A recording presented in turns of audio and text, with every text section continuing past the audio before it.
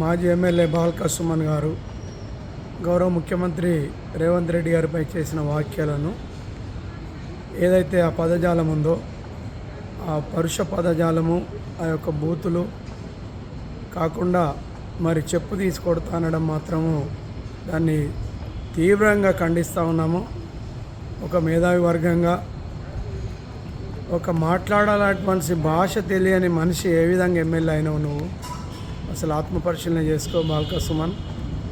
దళితునిగా ఒక రిజర్వేషన్ నుంచి ఎమ్మెల్యే అయి ఎంపీగా చేసినటువంటి నువ్వు మరి దళితులకు ఏం చేసినావో గుర్తు చేసుకో. మరి కేసీఆర్ గారి ప్రభుత్వంలో గత 10 సంవత్సరాల్లో మరి ఎస్ఎస్టీ కమిషన్ ఫిలప్ చేయకపోతే ఒక్కరోజు నువ్వు మాట నోరు తెరిచి అడగలేదు.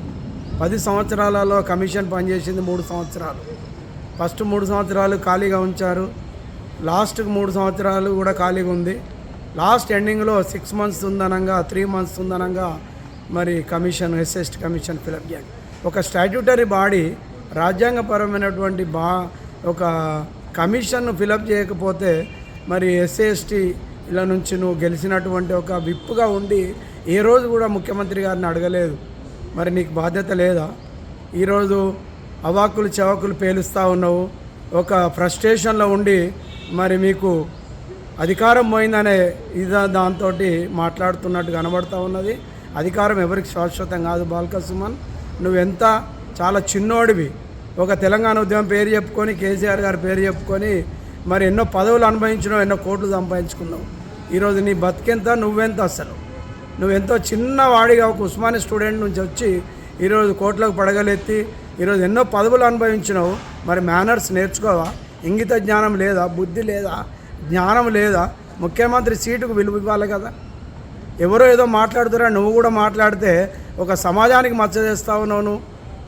కాబట్టి ఇలాంటి మాటలు అన్నింటినీ కూడా తీవ్రంగా ఖండిస్తున్నాం ఒక మేధావి వర్గంగా, ఒక దళిత జాతి వర్గంగా. ఎందుకంటే ఈ మాటలు చాలా హేయమైనవి, నీచమైనవి, చాలా గర్వించదగినవి. కాబట్టి ఈ మాటలన్నీ తీవ్రంగా ఖండిస్తుంది సమాజం, మొత్తం దళిత సమాజం ఖండిస్తుంది. ఒక ముఖ్యమంత్రిని గౌరవంగా తప్పులుంటే నువ్వు రాజకీయంగా మాట్లాడు, విమర్శన చేయి, అంతేగాని చెప్పు చూపేయటం నువ్వెంత, నీ బతికెంత. కాబట్టి దీన్ని తీవ్రంగా ఖండిస్తున్నాం బాల్క సుమను. నువ్వు లిడ్క్యాప్ సంస్థను 10 సంవత్సరాలు కేసీఆర్ గారు మరి అది ఓపెనే చేయలేదు. మరి దాని మీద ఎంతోమంది మాదిగలు, మాది ఉపకులాలు ఒక జీవనోపాధిగా